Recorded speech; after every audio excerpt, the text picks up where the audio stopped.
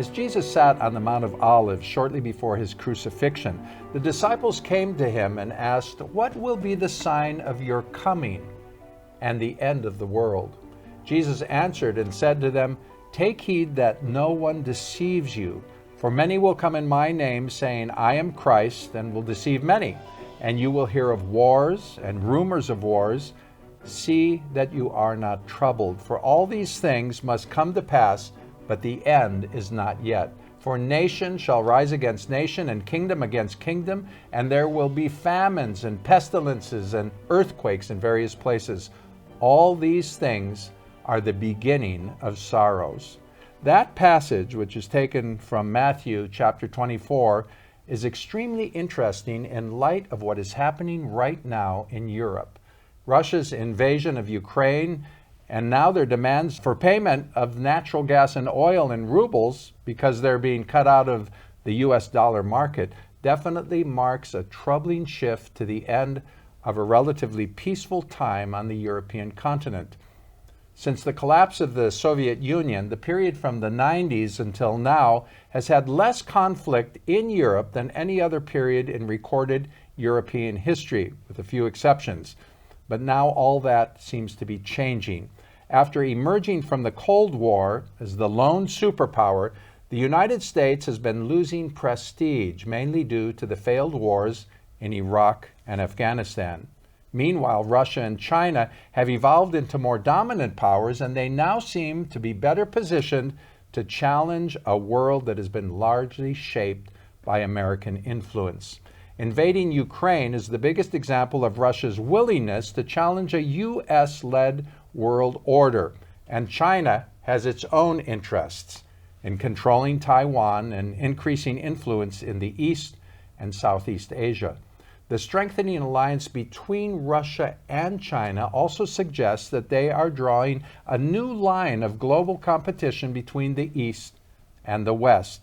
And in response to all this, Europe is now rebuilding its own military forces.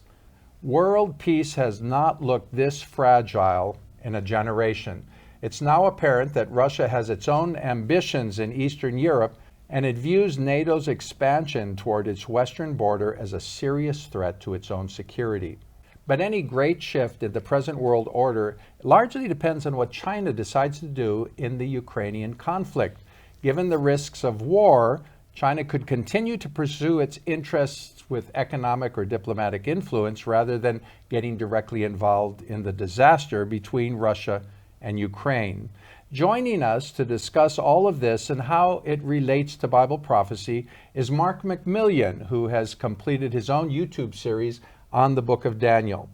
Mark, thanks for being here with us. And we wonder, as you look at what is happening in Ukraine, between Ukraine and Russia and Europe right now, do you see any evidence in the book of Daniel or Bible prophecy that some of the prophecy is being fulfilled? Is there any linkage there?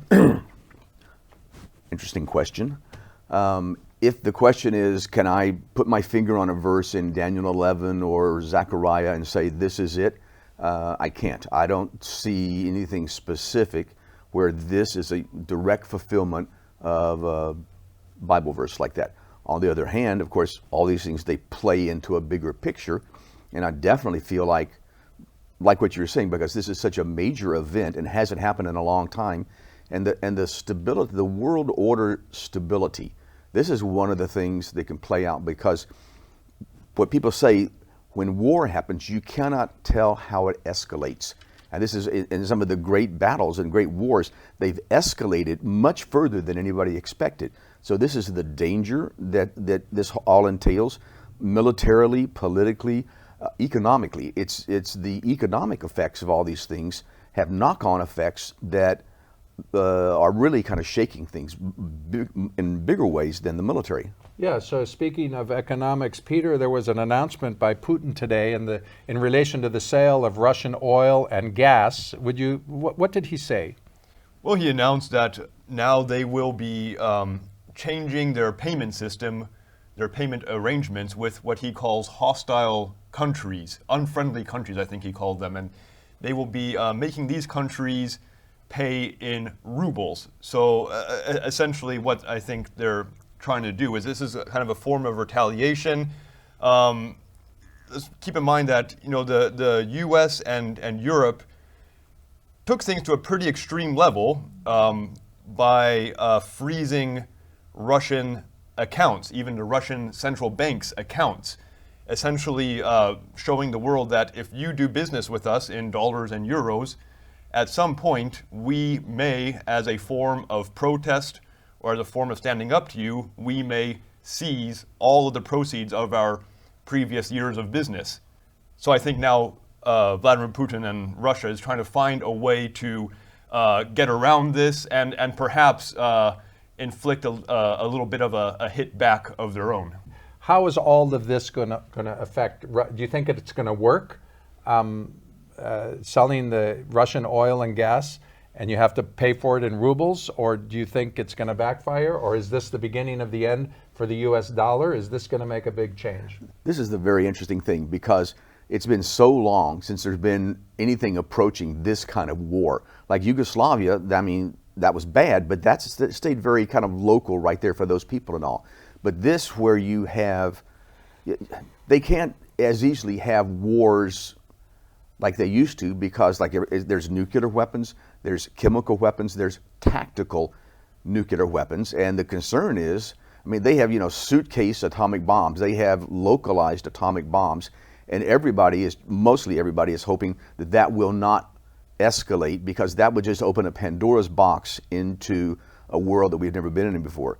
So right now there's all this economic and financial warfare in many different ways, and it's the world is so globalized now compared to 40, 50, 60, 70, or 80 years ago, that you can have that warfare economically. But then what Putin is sort of counting on is that the West is too decadent and too lazy and too comfortable to really tighten their belts. The Russians see themselves as they are a pretty tough people, able to sacrifice, able to suffer, and that they can take it.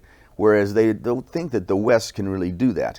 And so this is what's coming up with Germany. Germany's right at the point of gas rationing, and they're doing everything they can to cut down their dependence. So we're in uncharted territory, you can say it like that. You alluded to the atomic warfare, the possibility of atomic warfare. Is this a time that somebody could come on the world stage and settle things down? Could this be the time of an emerging Antichrist, one guy that emerges and brings peace to the situation and to the world, and we see the Antichrist coming on the scene right now, do you think? It's been my theory, or whatever you want to call it, for years, that for the end-time Antichrist to appear, that there has to be a time of some kind of destabilization, because everything is so sort of comfortable now and everything is sort of organized.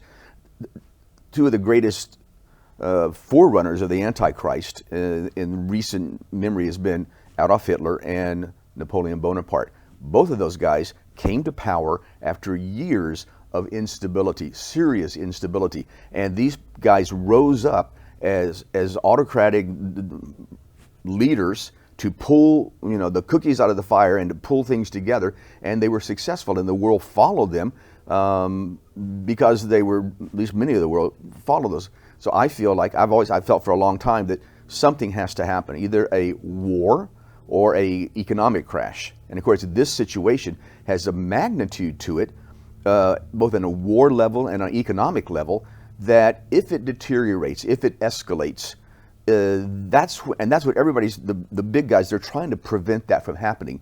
Because if you have a deterioration, and it is a fragility, everybody knows there's a fragility in the economic system. There's a fragility in all these things, and this is like really shaking stuff. So it could be a forerunner of bringing in times that would make it more possible for an end-time leader like that to arise. It's interesting because you actually lived in the Ukraine for quite some time.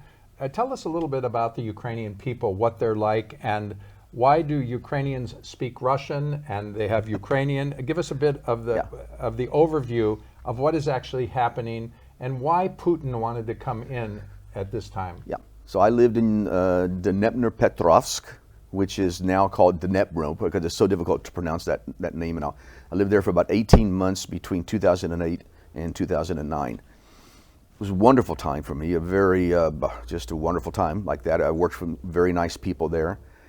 And I got to know a part of the world that I'd never been in before. I'd lived in Moscow for a year, about 10 years before that. So that was another experience. And it's like, I guess before I lived in Eastern Europe, and I thought, well, if I've lived in Eastern Europe, I can go to Moscow. It's but it was like, no, Moscow was like very different from Hungary or Romania or Czechoslovakia. It's really different. How different? In what way? That's a hard one to do.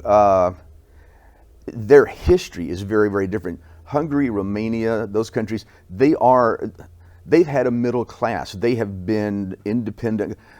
Russia, okay, I'll use this as an example. I was out nearly every day doing business in Moscow, and Moscow has a ring road. It's about 9 million people, and there's a ring road that goes all the way around the city, very big city like this. So for the first 7 months that I was in Moscow, out almost every day, I did not see a house inside that ring road.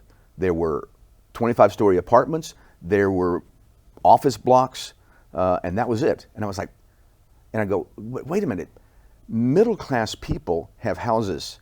They never had a middle class there. They went from the serfs and the czar to communism to now. So they never built houses.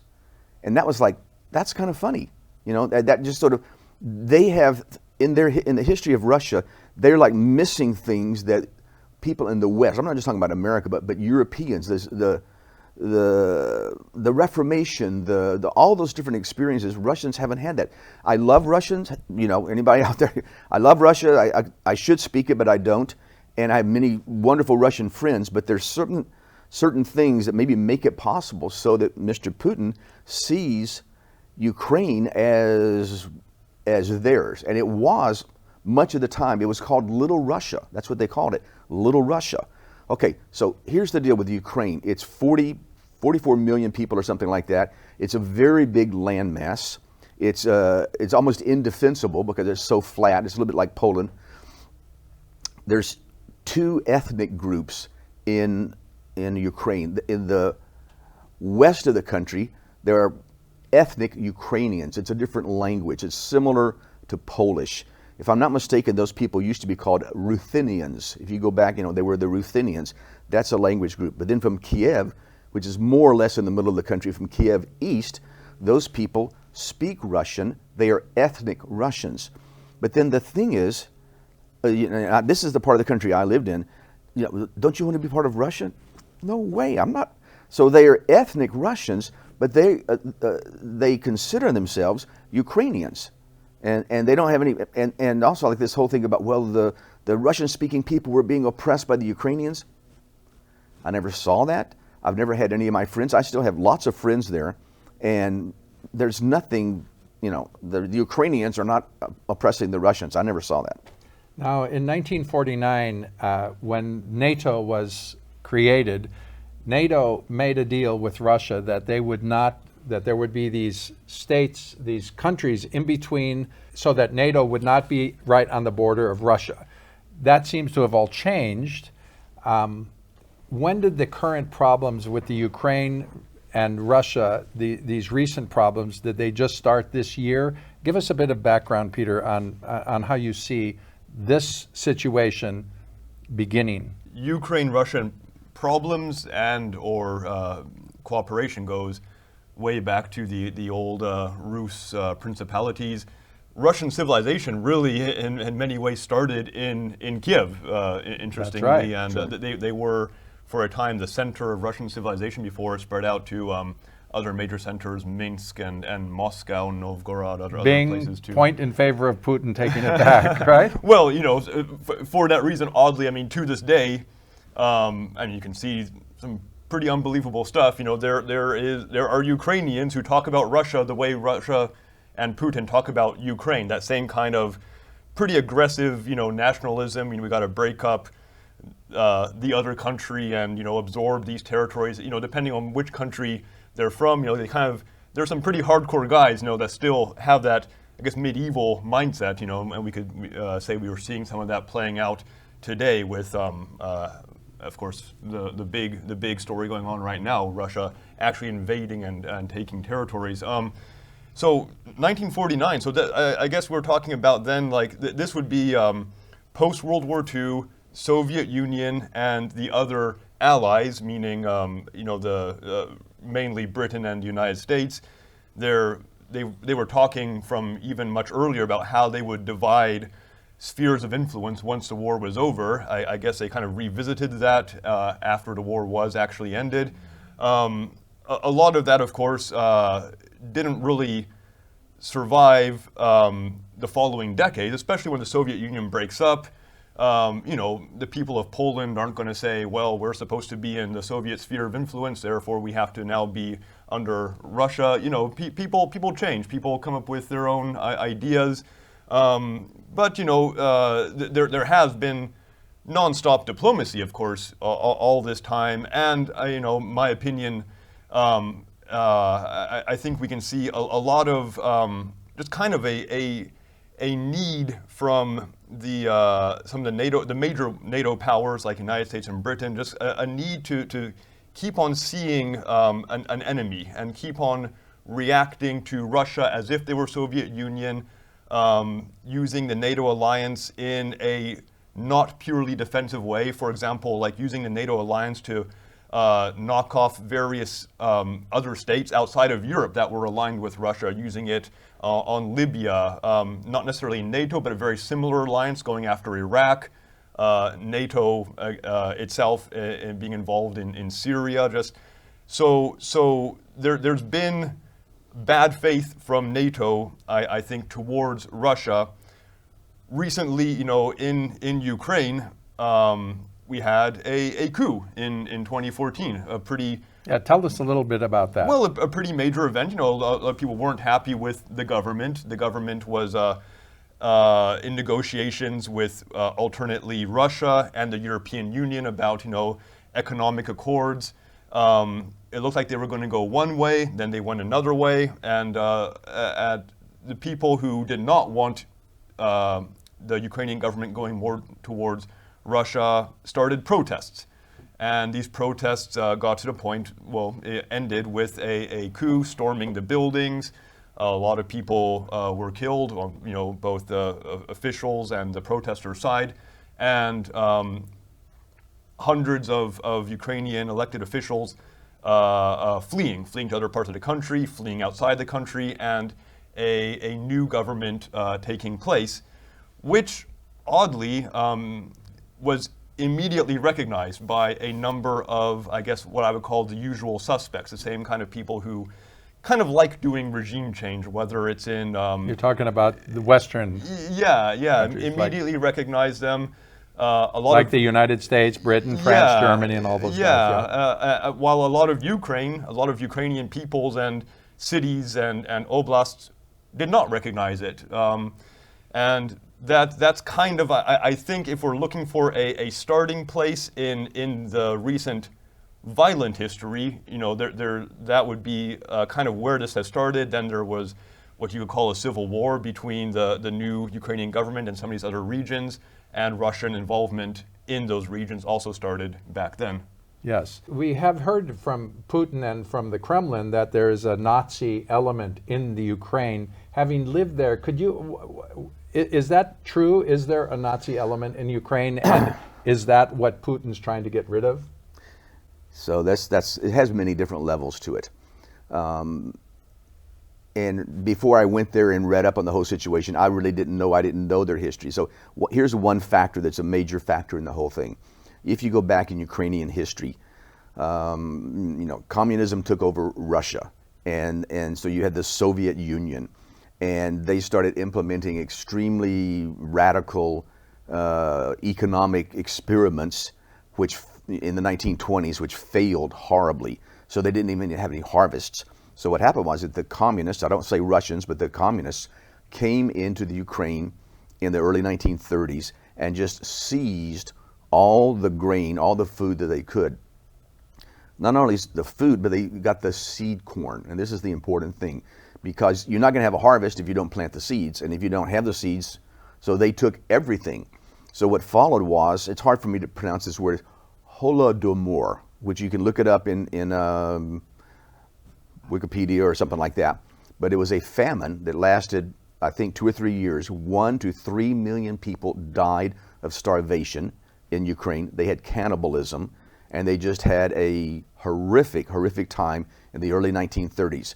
So the Ukrainians looked not just only to the Russians, but to the communists to have done that, and that's correct. So then you have the World War II starting, and you have the Nazis. So it is historically true that when the Nazis tried to come into the Ukraine, that the Nazis were welcomed, in the most part, because the Ukrainians saw them as people that would defeat the communists. So it wasn't like, oh, we love Nazism. It's like, we want these communist Russians driven out. So they were initially welcomed. But then as it turned out, you know, you're changing one devil for the other devil and all. And, but okay, and, you know, living there, okay, there's a whole thing between Nazism and nationalism. You can be a nationalist, doesn't mean you're a Nazi. But the left, quite often, they like, if anybody is a nationalist and is not kind of pro-left, they love to put this Nazi label on them. And that goes across all of Europe. I mean, you hear that in Sweden and places like that. So, you know, if you're a nationalist and you're not on board with the leftist agenda, you must be a Nazi. And then, so it's a complicated kind of thing. I didn't see or experience Nazism. None of my friends ever talk about that. I don't think Nazism is a factor in. There's exceptions, but for the most part, it's not a factor in all this. In the Second World War, so you said that, you know, Ukrainians largely welcomed the Germans. I would counter that, saying, you know, they also, and I think you did mention this, but I would like to emphasize the fact that they also strongly resisted the Nazis, and aside from Russians, the next nationality that had the most troops fighting and dying against the Nazi alliance would have been Ukrainians. And Yep. but now those that did side with the Nazis did do pretty horrible things. There was a terrible. There were terrible Holocaust events. Because there were a lot of Jews that lived in Ukraine at the time. There still are. They were a huge part of the culture in Ukraine. Almost, as in Poland, almost completely gone by the time the war was over. I think after Poland, Ukraine might have been the next country that suffered the most from the persecution of the Jews. And sadly, a lot of Ukrainians were responsible for that. And extreme times bring out extremism. We saw that in World War II. And I think there is evidence that a lot of that has been coming out again in recent years. So that brings us now to the $64 question, or I think we can safely say with the rate of inflation, this would be the $64,000 question. And that is, what is the end game? What's going to happen in Russia? What's going to happen in Ukraine? What's going to happen in Europe? How is this whole thing going to come to an end? Do we have any vision of the future? Peter, do you see an end game? Do you have an idea of how this is going to end? As far as what are scenarios of where this is all can go? There's 2 or 3 that I know of that are floating around. At this present moment, the Russians have been pulling back, seemingly, from Kiev, as they're concentrating on the east, and they've said something about, you know, possibly discussions or things like that. But what some people say is that this is what happened with Chechnya.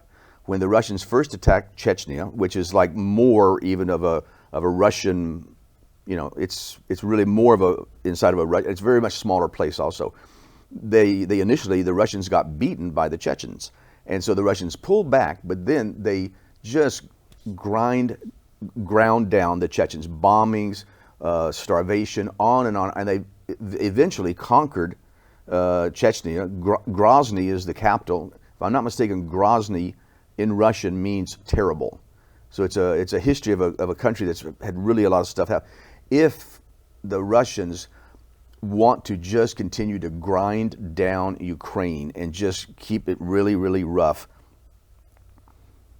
it could drag out a long time. It could get rougher, and they could end up kind of winning just by a war of attrition on them. Second option, which is maybe what some people are hoping is, and this is what we talked about earlier. If you use the example of what happened with Austria.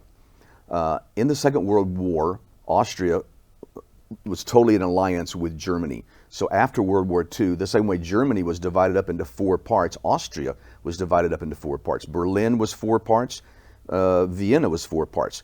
But what happened was in 1955, the Austrian nation worked out an agreement where they said and declared, we are going to be a neutral nation, we're not going to have any foreign troops, we're going to be non-aligned, we're going to be a neutral nation. And with that, the Russians pulled out in 1955, and since that time, Austria has been a neutral nation. So Zelensky, currently, he's already said, okay, look, we won't be in NATO, because that was sort of before, that was maybe you're going to be in NATO, but the other side of the deal is, these people don't want to be they're not looking east, they are looking west. I can tell you that. It doesn't mean they embrace America and they want to go to Los Angeles or something like that, but they just want to be a free, independent state and have their lives and be westward leaning. And if they did that in a neutral way, maybe that's a solution. That may end up being the best possible solution. Something we've talked about before when we've discussed this is Ukraine needs a strong peace partner, and I don't mean, of course, Russia would like to be their peace partner, but Ukraine needs someone who has Ukraine's interests in mind and peace in mind at the same time. Unfortunately, the attitude from Europe and NATO is mixed. There are some countries that seriously want de-escalation, seriously want to help. There are other countries that seem a little bit too excited about the way that Ukraine is resisting Russia and the problems this is causing for Russia, and maybe want to keep this going a little longer. And so I think if Ukraine can find a peace partner and they can get serious, get some guarantees, that would be key to actually seeing a de-escalation. The other thing that could happen, which would be a sadder outcome, is I think as Mark mentioned, this war could just kind of grind on into some kind of a bloody stalemate where Russia more or less takes what they want, which in a way they already have as far as the territories go, and they'll just keep pressure on Ukraine, make sure that Ukraine always knows that the Russian military is there and that they have to be afraid of them. Up until this time, we talked about this earlier, up until this time, some of us were looking somewhat benignly at Mr. Putin, because Mr. Putin was speaking positively to people like Viktor Orban in Hungary and to the Poles, because these guys do not want this edicts from Brussels, specifically about gender issues and things like that, and that Brussels and the EU have pretty much demanded that Hungary and Poland fall in line with West European values, and the Hungarians and the Poles said, no, we're not going to do that. We're sovereign nations, we're Christian nations, and we're not going to go along with this. Now, Ukraine borders both Hungary and Poland. So if Ukraine ended up getting its independence, but it doesn't mean that it totally falls in line with West European values as they are right now, then you have some kind of Central European bloc of Ukraine, Hungary, and Poland who are strongly Christian nations. So there's many different scenarios and different possibilities, including which you just have this is just a house, is a series of cards and dominoes just falling, and as the thing dominoes, then you get into a complete crazy time that we've never been in before. That's another scenario. Yes, and then of course the other possible end game for this could be more involvement from NATO. They break the no-fly zone, all-out war, China gets involved, and the whole wide world is a very, very big mess. Right. Which brings us back to our first question, Bible prophecy. And then we really have something to talk about. Yes, and if you have not subscribed yet to our channel, we'd like to give you an invitation to do that. We'd like to thank you, Peter. Thank you, Mark, for discussing these issues with us. And thank you so much for watching. As Christians, We know what we can do for the people of Ukraine, and that is continue to pray for them, to pray for peace. Jesus Christ is the Prince of Peace, and that is our prayer request for the whole situation in the Ukraine and all the refugees and all the terrible suffering that's going on there right now. God bless you. We look forward to seeing you again soon.